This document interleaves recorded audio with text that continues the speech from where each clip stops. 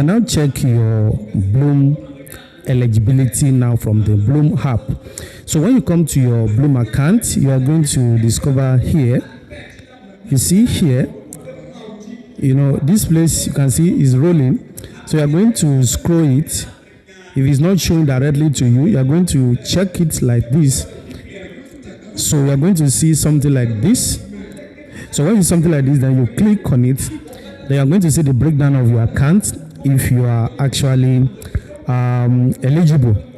And for those of you that you are wondering how you are going to get this one completed, the easiest way for you to get it completed is to come here. So when you come here, you come to end. Then from here, you are going to locate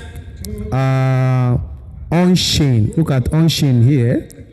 So when you click on on-chain, you can see you can trade any token. Then you are going to get 3,000 MP, or you trade a token worth $20. You got the point. So, and this one I've actually done it, but it's still pending approval.